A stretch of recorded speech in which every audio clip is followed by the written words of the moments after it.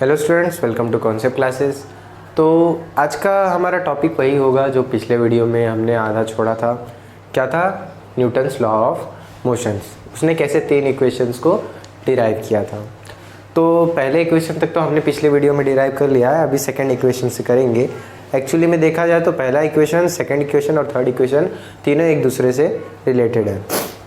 तो second equation में क्या दिया है? Let us suppose that an object in uniform acceleration a and it has covered the distance s within time t. From the graph figure 1.9, the distance covered by the object during time t is given by the area of quadrangle DOEB. ठीक है, ये quadrangle है। अभी हमें displacement निकालना है। ठीक है, ये ऑब्जेक्ट है, सपोज यहाँ पे ऑब्जेक्ट है। ठीक है, और इस ऑब्जेक्ट ने यहाँ से यहाँ तक ट्रैवल किया है। ठीक है, और उसका एरिया क्या होगा? ये क्वाड्रेंगल का एरिया होगा, DOE और B का। तो इसका जो एरिया होगा वही होगा टोटल डिस्प्लेसमेंट। तो एरिया ऑफ क्वाड्रेंगल क्या है? पहले क्या करेंगे हम लोग? एरिया ऑफ रेक्टेंगल निकाल लेंगे और फिर एरिया ऑफ ट्रायंगल निकाल लेंगे, दोनों को प्लस कर देंगे। ठीक है, तो स्टार्ट करते हैं। Displacement equals to area of quadrangle. ठीक है, तो therefore S is equals to area of triangle. तो यहाँ पे S equals to area of rectangle DOEA plus area of triangle क्या है? ADB या फिर BDA। टेक्स्ट बुक में क्या दिया है उसके हिसाब से जाएंगे हम। DAB।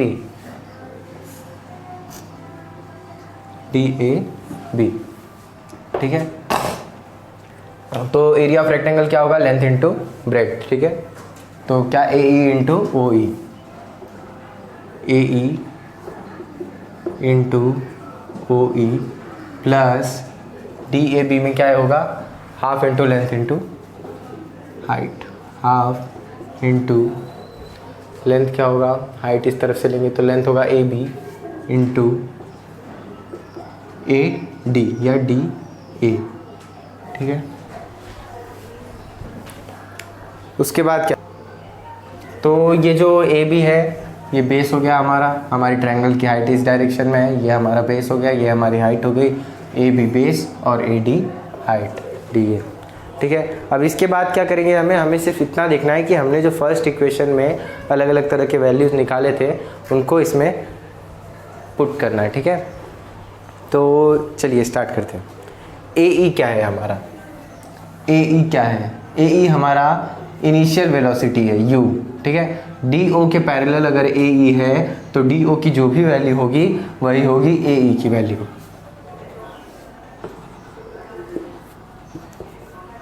But AE is equals to u।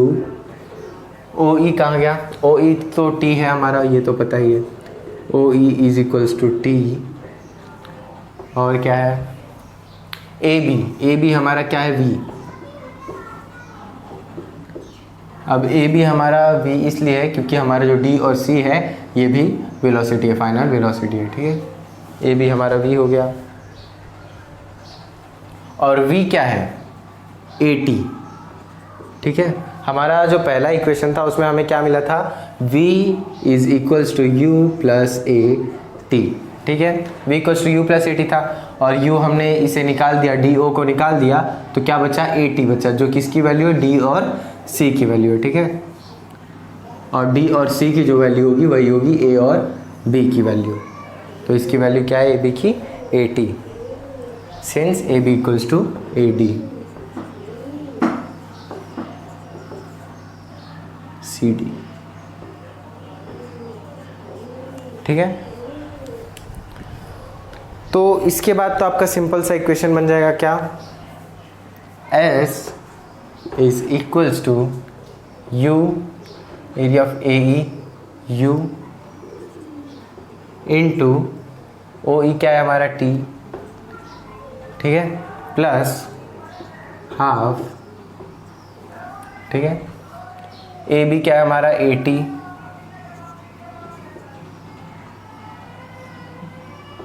Into D A क्या है हमारा टी टाइम, क्यों? क्योंकि ओ ई और डी ए जो है पैरेलल लाइन्स है, टी। तो इसी के साथ u into T plus half A और टी का स्क्वायर। तो यहाँ पे हमें मिल गया हमारा Newton's third equation of motion, third equation of motion. कुछ खास नहीं है इसमें, बस आपको इतना ध्यान रखना है कि वेलोसिटी क्या है, डिस्प्लेसमेंट क्या है, टाइम क्या है, स्पीड क्या है। और इन सब के लिए एक पर्टिकुलर वीडियो, इस चैप्टर का इंट्रोडक्टरी वीडियो हमने जो सबसे पहला लॉज ऑफ मोशन का अपलोड किया था, उसमें हमने स्पीड, डायरेक्शन, वेलोसिटी इन सब के बारे में बताया। अगर आपको देखना है तो आप जाकर हमारे चैनल पर उस वीडियो को देख सकते हैं। तो इसे अगर आपको लिखना है तो आप इसका स्क्रीनशॉट ले लीजिए। इसके बाद हम थर्ड इक्वेशन ऑफ मोशन करते हैं। तो अब हम करते हैं न्यूटन का थर्ड इक्वेशन ऑफ मोशन। तो इसमें क्या पूछा है? Equation describing the relation between displacement and velocity. तो यहाँ पे जो हमें निकालना है वो किसका है? डिस्प्लेसमेंट और वेलोसिटी का। पेज नंबर 9 पे आ जाइए, आप देख लीजिए। पेज नंबर 9 पे दिया हुआ है क्वेश्चन क्या दिया? We have seen that from the graph figure 1.9 we can determine the distance covered by the object in time t from the area of quadrangle DOEB। ठीक है, तो अभी हमने सेकेंड इक्वेशन में वही किया कि टाइम t के थ्रू हमने DOEB क्वाड्रेंगल का एरिया जो है वो निकाल लिया, जिससे हमें पता चल गया कि कितना डिस्टेंस उस ऑब्जेक्ट ने कवर किया है। उसके बाद क्या है? DOEB is a trapezium. ठीक है, so we can use the formula for its area. अब उसके एरिया का वापस ट्रेपेजियम के हिसाब से निकालना है, तो क्या हो जाएगा? Therefore S is equals to half into sum of the lengths of parallel sides into distance between parallel sides। हाँ, तो यहाँ पे हम वैल्यूज़ पुट कर देते हैं। S is equals to half into sum of the length of parallel side बोला है। तो यहाँ पे हमारा जो ट्रेपेजियम है DOEB, इसमें पैरेलल साइड्स कौन से होंगे? DO और BE। ठीक है, ये आमने सामने है तो पैरेलल होंगे। DO plus BE। ठीक है, इंटू क्या बोला है? Distance between parallel sides. ये जो पैरेलल साइड्स है DO और BE, इसके बीच का जो डिस्टेंस है वो क्या होगा? OE। Since DO is equals to U, DO क्या है हमारा? इनिशियल वेलोसिटी है, और BE किसके इक्वल है? CO के, क्योंकि ये दोनों पैरेलल है। और CO की वैल्यू क्या है? V, तो BE की भी वैल्यू क्या होगी? V। ठीक है, BE is equals to V and OE is equals to T। OE क्या है? OE का तो वैल्यू यहाँ पे दिया हुआ है T, टाइम। तो यहाँ पे हम वैल्यूज पुट कर देते हैं। S equals to half into B into U plus V into T। But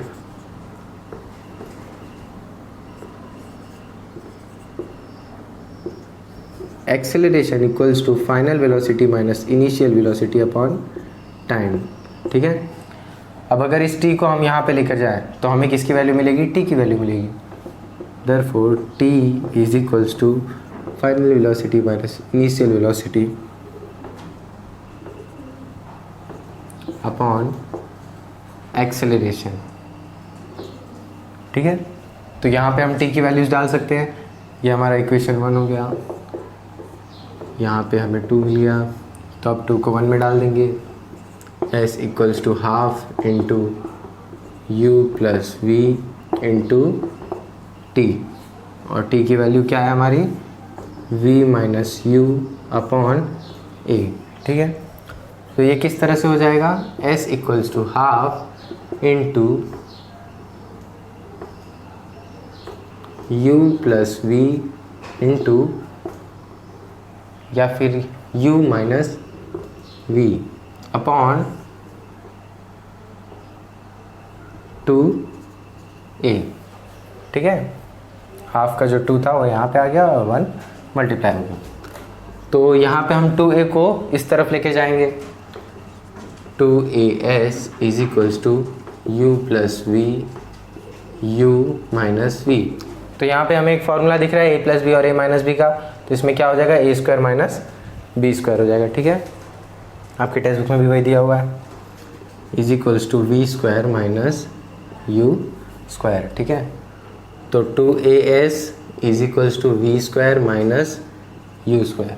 अभी यू स्क्वायर को इस तरफ लेकर आ जाएंगे, क्योंकि हमें किसकी वैल्यू चाहिए, वी स्क्वायर की। हमें फाइनल वेलोसिटी में जो डिस्प्लेसमेंट हुआ है वेलोसिटी की, उसकी चाहिए, फाइनल वेलोसिटी की। तो 2as plus u square is equals to v square.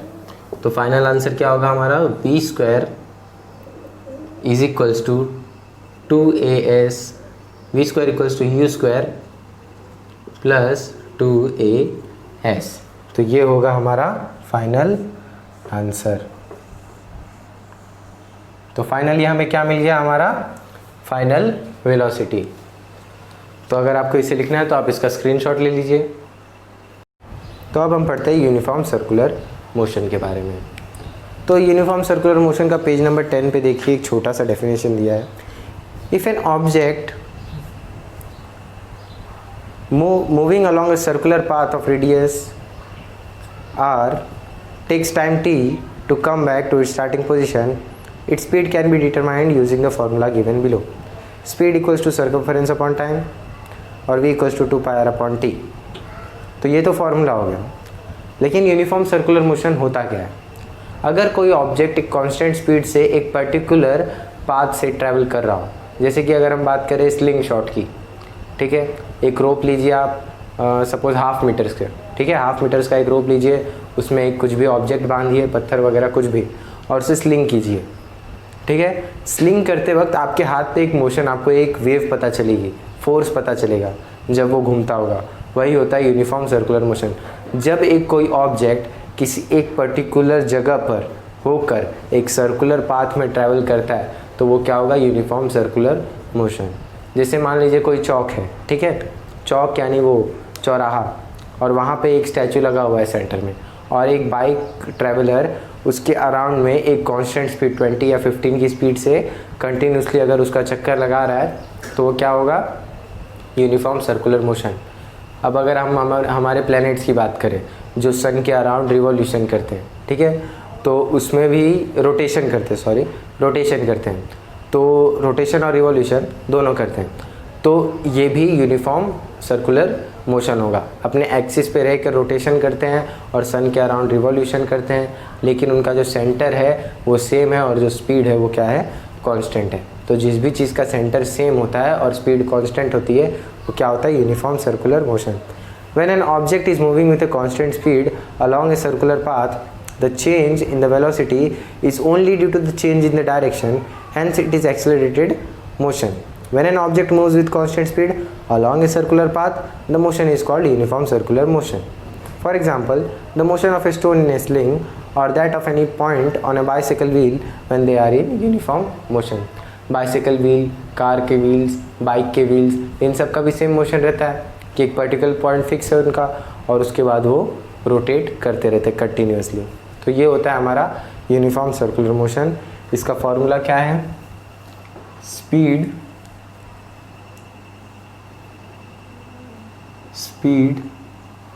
Is equals to circumference upon time. v is equals to 2πr upon t where pi is equals to 22/7 and r is equals to radius of the circle. ठीक है, और ये आपका formula.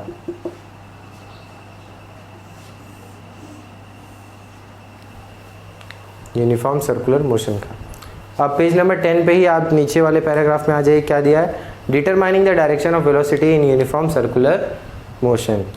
तो यहाँ पे एक example दिया है, बहुत ही ज़्यादा अच्छा एग्जांपल है। एक डिस्क है, उसका एक पर्टिकुलर पॉइंट है जहाँ पे वो स्टेबल है और उसे स्पिन किया गया। उस डिस्क को उस पॉइंट के थ्रू ज़मीन पर या फिर किसी भी ऑब्जेक्ट पे, टेबल पे, ज़मीन पे स्पिन किया गया और फिर उस पर एक कॉइन रखा जा रहा है। तो वो कॉइन जिस भी जगह पर उस डिस्क में रखा जाता है, सपोज़ कीजिए कि ये आपका डिस्क है, ठीक है, और ये रोटेट कर रहा है,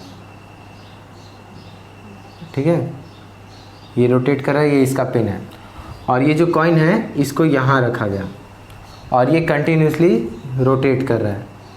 ठीक है, तो ये जो डिस्क है, इस पे जब आप कॉइन प्लेस करोगे तो उस कॉइन का कोई एक पर्टिकुलर फिक्स पॉइंट नहीं है जहाँ पे वो स्टेबल रहेगा। इसकी वजह से क्या होगा कि डिस्क के जो मूवमेंट है उसकी वजह से वो जो कॉइन है वो थ्रोन ऑफ हो जाएगा, वो थ्रो हो जाएगा ऑटोमेटिकली किसी फोर्स की वजह से। और वो फोर्स कौन सा है, यूनिफॉर्म सर्कुलर मोशन। ठीक है, जब वो डिस्क कंटिन्यूसली रोटेट करेगा तो जो कॉइन है वो किस डायरेक्शन में जाएगा, it will be perpendicular to the tangent of the radius. जो रेडियस होगा उसके टेंजेंट से परपेंडिकुलर होगा। यानी रेडियस के अगर हम यहाँ रख रहे हैं, ठीक है, ये डिस्क है, एक पार्ट पे हमने रखा, वो रोटेट कर रहा है, तो जैसे ही रेडियस के एकदम एग्जैक्ट सामने आएगा, ठीक है, रेडियस तक आने तक, लास्ट पॉइंट तक। ऐसा नहीं है कि अगर उस कॉइन को आपने सेंटर से हल्का सा साइड में रखा तो वहीं से थ्रोन ऑफ हो जाएगा। वो घूमते हुए एकदम रेडियस के एंड तक जाएगा, मतलब रेडियस का जो डिस्टेंस है उसे कवर करेगा और उसके बाद वो थ्रोन ऑफ हो जाएगा एग्जैक्टली उसी पॉइंट से। तो यही इस पैराग्राफ में बताया है। The coin will be thrown off in the direction of the tangent which is perpendicular to the radius of disc. Thus, the direction in which it gets thrown off depends on its position at the moment of getting thrown off। ठीक है, तो जिस भी position पे वो रखा जाएगा उस पोजीशन से मैटर करता है कि वो कॉइन कहाँ पे थ्रोन ऑफ होगा। ऐसा नहीं है कि हर बार वो सेम ही जगह पे थ्रोन ऑफ होगा, किसी भी डायरेक्शन में किसी भी तरह से थ्रोन ऑफ हो सकता है, लेकिन रेडियस से परपेंडिकुलर होकर ही। Thus, the direction of which it gets thrown off depends on its position at the moment of getting thrown off। It means that as the coin moves along a circular path, the direction of its motion is changing at every point।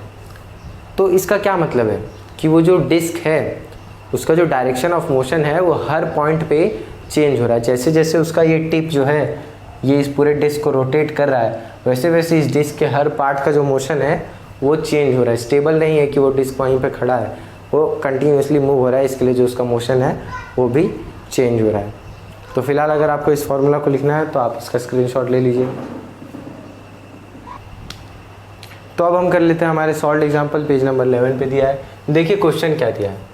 N athlete is running on a circular track, he runs a distance of 400 metre in 25 seconds before returning to its original position। What is his average speed and velocity। तो speed और velocity पूछा है। सबसे पहले given क्या है, he runs a distance of 400 metre. तो पहले गिवन लिख लेते हैं।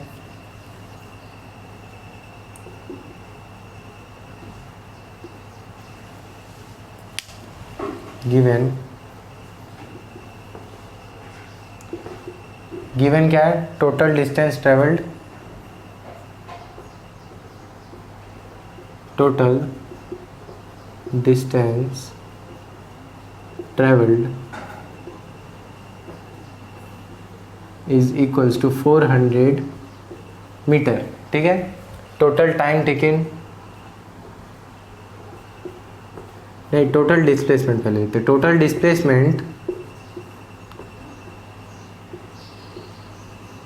Is equals to 0 as he comes to his original position। ठीक है, क्योंकि वो जो रनर है वो अपनी ओरिजिनल पोजीशन पे आ गया, इसके लिए जो डिस्प्लेसमेंट हुआ वो क्या हुआ, 0। Total time taken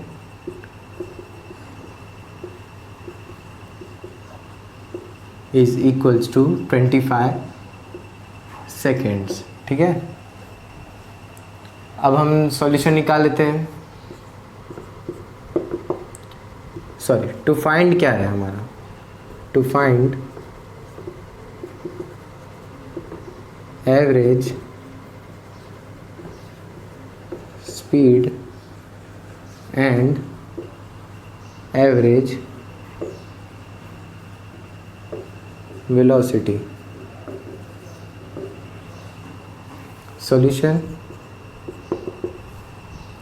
average speed is equals to total distance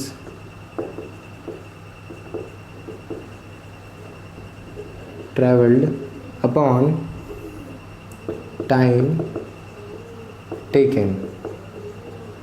ठीक है, is equals to 400 divide by 25 seconds.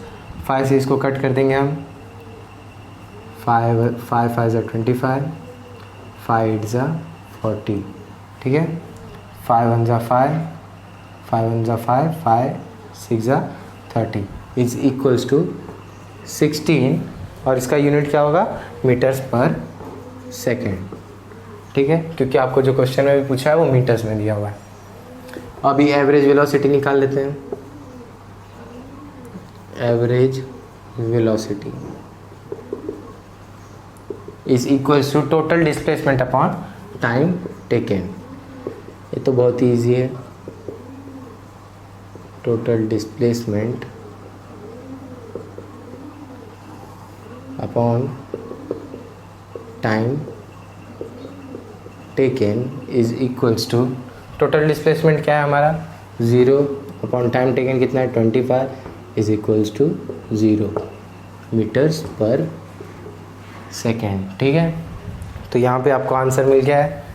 पहला है आपका 16 मीटर्स पर सेकेंड और दूसरा है 0 मीटर्स पर सेकेंड। तो अगर आपको इसे लिखना है तो आप इसका स्क्रीनशॉट ले लीजिए, फिर हम करते हैं अपना अगला सॉल्व एग्जाम्पल।